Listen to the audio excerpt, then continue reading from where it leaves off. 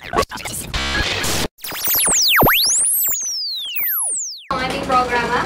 Ayan, dito namin sa 99.5 IFM Toha. Ayan, at syempre kasama po natin ang flip-top artist. Ayan, dito sa ating station ngayon, mga Barkaduter. Ayan, at andito po sila. Ayan, magpaalala po kayo. Ayan, si... Magandang hapon, Enigma. Nga pala, flip-top ang phone. Kasama ko, So ito, magandang hapon, saan makahinda ko na roon, mga Barkaduters. Dito kami ngayon sa Lawag, 99.5. Kasama namin lahat ng artist ng iba sa mga artist ng flip-top. Mamaya magkita-kita tayo sa Centennial. Mamayang gabi, marami kami roon. Makikita nyo iba't ibang klaseng bagay ng mga kaluluwa. Sana magkita kayo. At first time niyo ba pumunta dito sa Ilocos Norte? hindi naman po. Hindi. Kailan yung first time kayo pumunta dito sa Ilocos Norte? Bali ako, nung last election nun, kila Angelo Barba, kasama kami ng kampanya. Sila Eric Ong, ako yung gumawa ng jingle niya nung Ano nga kayo? Sample nga, Zen. ito na ang oras at tamang pagkakataon ng Ilocos Norte may maganda ng direksyon. Si Enigma ang kasama kanyang ipatutupad ang magandang plano sa mga bayan at syudad. Photo natin siya. Mga ilan po kayo? 17. 17. So, paano po nag-start? Ano ba yung sigurita pag first time po? Yung flip-top, pangalan ng kumpanya namin yan, pati ng liga namin yan. So, yun, malaking disclaimer no, para sa mga hindi pa nakakaalam. Yung flip-top, hindi siya common noun, hindi siya verb o adjective o ano. Proper noun siya, pangalan. Pangalan talaga siya ng kumpanya. So, ang tinatawag sa ginagawa namin, rap battle. Rap battle. Na modernong format. So, kailan nag-start? Kailan nag-umpisa yung ano nyo? Nagsimula yun, unang event namin February 6, 2010. So, nagsimula yun mga isang buwan kalahati bago nung February 6, syempre nung pinaplano pa lang. Pero 2010. So, sino yung nag-influence sa'yo? Paano kayo nagtipon-tipon? Paano kayo nabuo? Ayan, as flip-top artist? Marami na sa amin magkakilala bago pa nung flip-top. Nagkakakilala sa mga gigs, sa events, sa mga rap contest, sa mga iba't ibang hip-hop na events. So, yun, magkakilala naman kami. Alam naman namin kung anong kaya ng isa't isa. Kaya nung in-apply lang naman yung modernong, tinatawag na modernong format dito sa Pinas, ayun. Mahirap ba yung maging isang flip-top artist? Ano yung, di ba pag beginner, kung gusto mo talagang maging flip-top artist, ano yung mga skills natin na kailangan para maging isang magaling na flip-top artist? Siyempre, kailangan marami kang alam na salita, mga punchline na tinatawag, yung mga pangyayari na pwede mong gamitin sa pag-rap mo, pwede mong isa-laces kung makikita ng pagkwento mo sa pag-rap. Tapos, siyempre, kailangan may disiplina ka rin sa sarili mo, practice, yan. Tapos, At siguro, mahal yung kultura, no?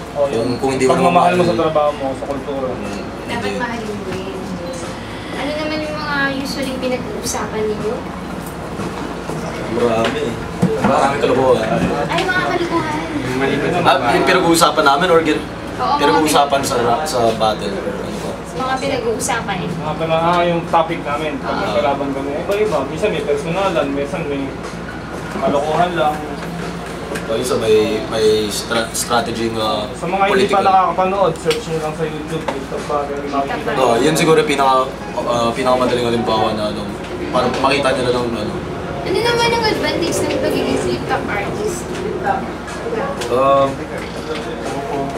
Pogi? Pero wapag kami dito. Una-una na nagagamit namin yung karunungan namin na parang trabaho na rin, ganun. Tapos, yung mga gusto namin sa loobin namin na hindi kami napapansin. Ang rap dati parang wala lang eh. Pero ngayon parang nabigyan ng buhay sa totoo lang. Lahat ng hip-hop, grabe, buhay sila nung nagkaroon ng flip-top. Dati, ang mga kanta lang, teneng-teneng-teng. Ngayon, iba may flip-top talaga. May angas yung dati. Exposure siguro nga yung isang yung pinakamalaking tulong ng Sample nga! Sample daw! Sample. beat. Sample. Hindi, siguro bago mag-sample, ewan ko kung sino sa atin mag-sample, pero konting disclaimer lang kasi yung sample, hindi siya basta-basta, parang hindi naman siya magic trick, kumbaga hindi siya parang clown na pinajuggle mo bigla na, sige nga, patingin nga. So, ayun. Pero kung may gustong mag-freestyle, so mag-freestyle.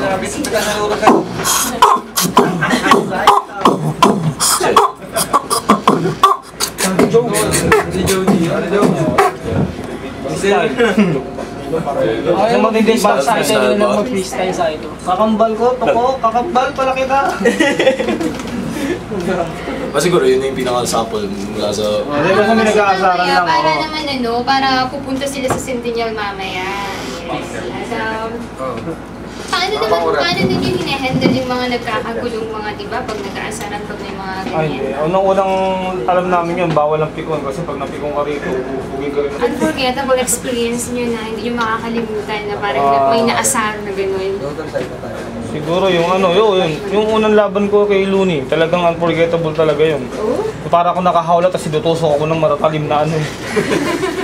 Ito ba yung kabattle ko sa rap na galing probinsya? Anak ni Apple Diab kay Aling Junisha. May mga gano'n? Ay, nako. Paano naman ka na-discover? Yan. Ayun, sa flip top. Muna, hindi namin iniisip na gano'n eh. Ang alam namin, gagawa lang kami ng liga. Tapos bigla na lang ganun. Nagkaroon ng 10,000 views, 100,000, naging 1 million, 10 million, ganun. Biglang may 11 million views na. Siguro mga gwapo rin kasi yung mga Hindi naman.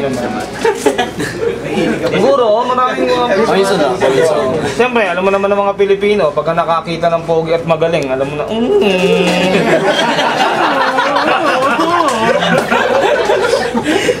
Nalalagdag yung tatlong iyo.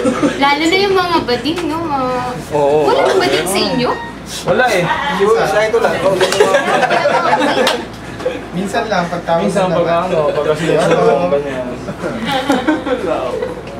Ayun na, syempre, saan na kayo nag-show? Yan, sa side dito, di ba? Bukas may tanggap kami maliit lang dyan sa Pagudpod. Sa Pagudpod. Pero mamayang gabi, pagtapos nito, wala na, uwi na rin kagad mga artist. Kasi may mga trabaho pa sa Maynila. May mga trabaho din, ayan. At Date. Facebook, may Facebook po kayo. Friendster lang, ma'am. Meron. Friends nyo lang po, ma'am. Sign yan na matatanda na kayo, no? Sa ito, _11. Boss nga yun. Sa mga wala pang dyan, 0921, tuwan-tuwa ka naman. Ako sabihin mo nila, smart ka? May globe ako. May globe ka? At syempre, ayan, mag-invite na po kayo, ayan, ng ating mga Barca leaders na para sa yung show mamayang gabi sa may Centennial Arena. Ayun, mamaya Centennial Arena, 5 PM kung di ako nagkakamali, baka wala na atang tickets, pero punta kayo kung kaya nyo. 5 official flip-top battle, puro mabibigat yung mga laban, at syempre enjoy tayo lahat. Maraming salamat ulit sa pag-imbita sa amin ng Provincial Government of Ilocos Norte, at sa lahat ng suporta, yung pag-alaga sa amin. Maraming salamat talaga. Ma'am Amy Marcos, maraming salamat po sa pag-imbita sa amin, sa pagbibigay ng tiwala sa mga artist ng Flip Top. Sana po, pagpatuloy niyo mabuhay po kayo. Ayan, maraming salamat po. At syempre, abangan po sila mamayang gabi. Ayan, sa may Ilocos Norte Centennial Arena. Ayan, at 50 pesos po yung yung Mabot kaya po yan, 50 pesos yung ticket. Sana mabot pa kayo. Oo, bating yata yan eh. Usap ko pa kanina. Excited. Ayan. At syempre, maraming salamat po. Ayan, sa pagpunta po dito sa